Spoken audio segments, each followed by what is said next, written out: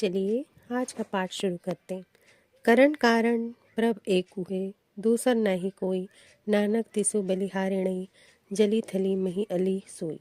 सृष्टि की रचना करने वाला एक प्रभु ही है, दूसरा और कोई नहीं। गुरु जी कहते हैं कि मैं उस पर कुर्बान जाता हूँ। वह जल और थल, पृथ्वी और आकाश पर, स्थान पर व्यापक है।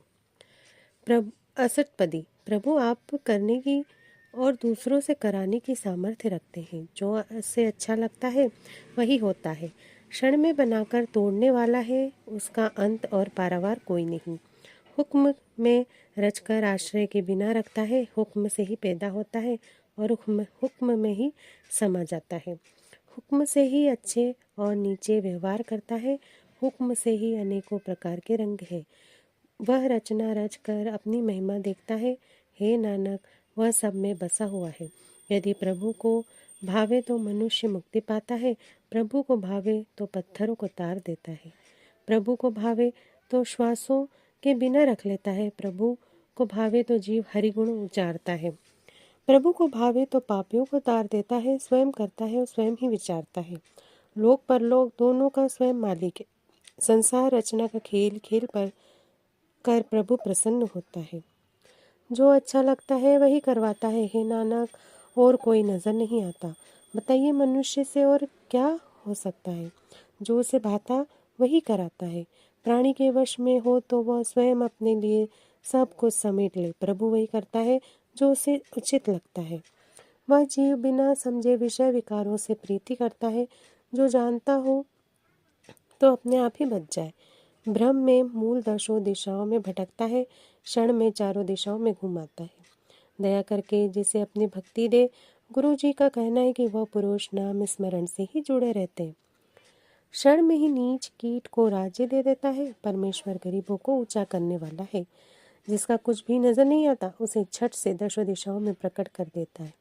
जिसे अपनी बख्शीश रखता है, जगतेश्वर उसका लेखा नहीं करता।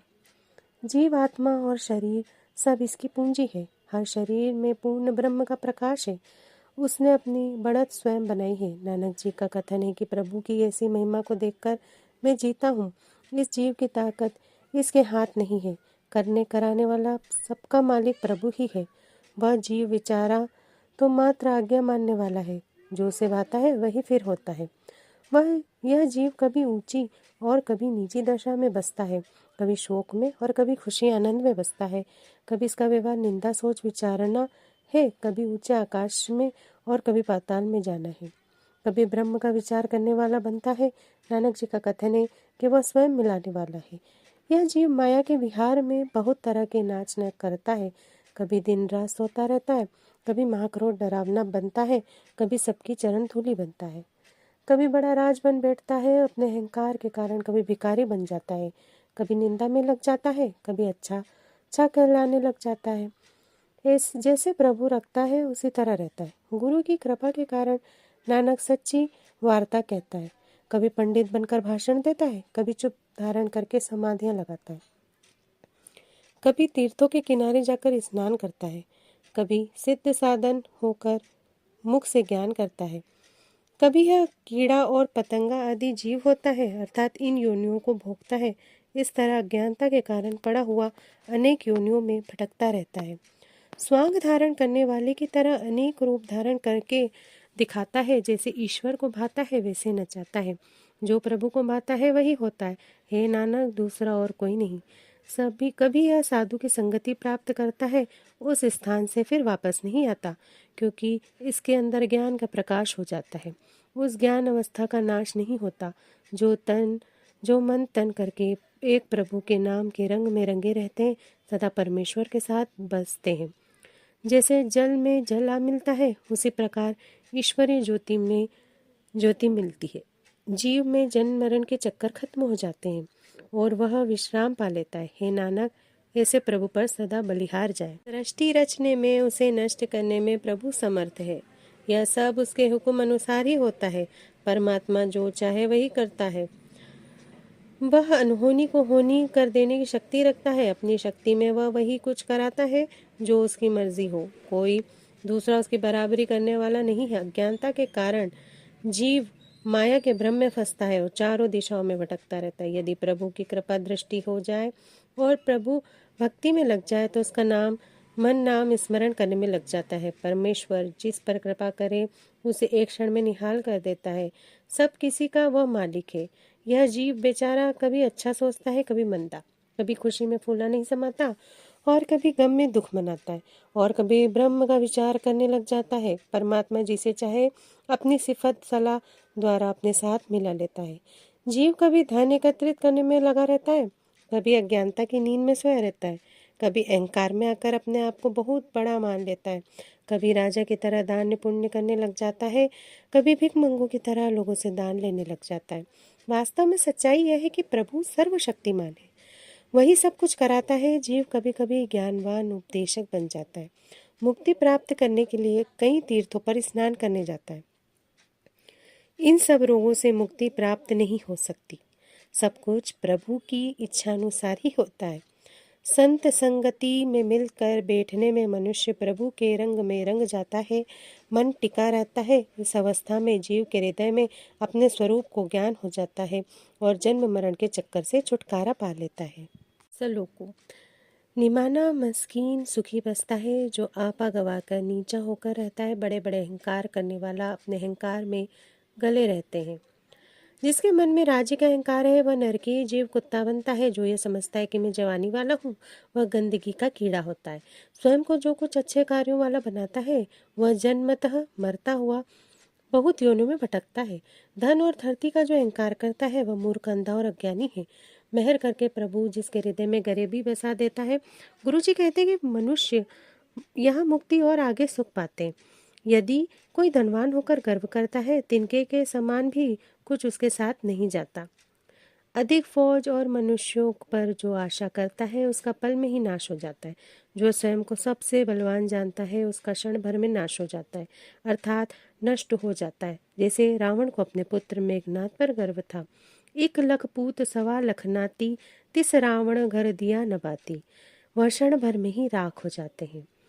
जो अहंकारी है और अपने बराबर किसी को नहीं समझता, धर्मराज उसे बर्बाद करता है। गुरु जी की कृपा से जिसका अहंकार मिट जाए, हे नानक, वह दरगाह में परवान होता है। जो मनुष्य शुभ कर्म करके मन में अहंकार रखता है शर्मिंदा होता है और सब काम व्यर्थ जाते हैं। अधिक तपस्या करके जो अहंकार करता है वह बार बार नरक स्वर्ग में जन्म लेता है। अनेक यत्न करके यदि आत्मा नहीं पिघलती, बताओ वह ईश्वर की दरगाह में कैसे जा सकता है। जो स्वयं को अच्छा कहलाता है भलाई उसके पास नहीं आती। जिसका मन सबकी चरण धूली हो जाता है, अर्थात अहंकार त्याग कर नम्रता आती है, हे नानक, उस पुरुष को पवित्र शोभा होती है। जितना समय मनुष्य जानता है कि मैं कुछ कर सकता हूँ, तब तक उसे कोई सुख प्राप्त नहीं होता। जब यह कहता है कि मैं कुछ करता हूँ, उतना समय गर्भ योनियों में घूमता है। जब ध्यान आता है कि कोई मेरी मित्र भी है, तब तक मन ठिकाने नहीं लगता, अर्थात शांति नहीं आती। जब तक माया के मोह में मगन रहता है तब तक धर्मराज सजा देता है। प्रभु की दया से माया मोह छूट जाते हैं, गुरु की कृपा से अहंकार मिट जाते हैं। हजारों कमाकर फिर लाखों के लिए भागता है, संतोष नहीं होता और अधिक माया पाने की चिंता में रहता है। विषयों के अनेक भोग करता है, संतुष्ट नहीं होता, खप खप कर मरता है। बिना संतोष के कोई नहीं रह सकता। स्वप्न के मनोरथ की भांति सब काम व्यर्थ है। नाम के रंग में ही सभी सुख होते हैं, किसी बड़े भाग्य वाले को ही मिलता है। करने कराने वाला प्रभु स्वयं है। हे नानक, सदा हरि का स्मरण कर। करने कराने वाला प्रभु स्वयं ही है। बेचारे इस जीव के बस में क्या है। जिस पुरुष पर जैसी नजर करता है वैसा ही होता है। वह प्रभु सब कुछ अपने आप ही है। जो कुछ भी प्रभु ने किया है अपनी मर्जी से किया है। वह सबसे दूर और सबके साथ भी है। वह जानता, देखता और विचार करता है। स्वयं ही एक और अनेकों रूपों में है। न मरता है, न आता है और न जाता है। हे नानक, वह सदा ही व्याप्त रहता है। स्वयं उपदेश देता है, स्वयं ही समझता है। आप ही सब जीवों में मिला हुआ है। स्वयं ही सबका पसारा किया हुआ है। सब कुछ उसका है और वही करने वाला है। उससे पृथक क्या कुछ हो सकता है। सब स्थानों पर अंदर और बाहर वही एक है। अपने कौतुक स्वयं करने वाला है, बेअंत रंगों के कौतुक करता है। वह जीवों के मन में बसता है और जीवों के मन उसके अपने मन में है। हे नानक, प्रभु के कौतुक वर्ण नहीं किए जा सकते। वह संसार का मालिक प्रभु तीन काल में सत्य है। गुरु की कृपा से किसी विशेष ने ही यह बात कही है। जो कुछ भी उसने किया है वह तीनों लोकों में सत्य है। करोड़ों में से किसी ने ही जाना है इस बात को। तेरा रूप तीनों कालों में ही भला है। जो कुछ सुंदर बेअंत उपमा रहित है। तीन काल में तेरी वाणी पवित्र है, जो हर एक हृदय में सुनी जाती है और जबान से कही जाती है। वह तीनों कालों में पवित्र है, हे नानक, जो परमात्मा का नाम मन में प्रीति से स्मरण करता है। भावार्थ, जो व्यक्ति अपने माल धन जवानी और शुभ कर्म होने का अभिमान करता है वह जन्म मरण के गड्ढे में पड़कर दुख भोगता रहता है। यदि परमात्मा की कृपा से उसमें नम्रता आ जाए, मैं और मेरी का भ्रम मिट जाए, तो वह लोक परलोक में सुखी रहता है। अहंकार करने वाला मनुष्य सदा दुख पाता है और नम्रता करने वाला सफलता प्राप्त करता है। अहंकार से किए हुए जप, तप और दान आदि कर्म बिना कष्टों के सहने से कोई लाभ नहीं। अहंकार को त्याग कर जो मनुष्य नम्रता से दीन दुखियों के प्रति हमदर्दी और सेवा भाव रखता है उसकी परलोक में शोभा होती है। जब तक यह जीव अहंकार के मद में डूबा रहता है तब तक इसे सुख की प्राप्ति नहीं होती। यदि गुरु की कृपा हो तो इन बुराइयों से छुटकारा पा सकता है।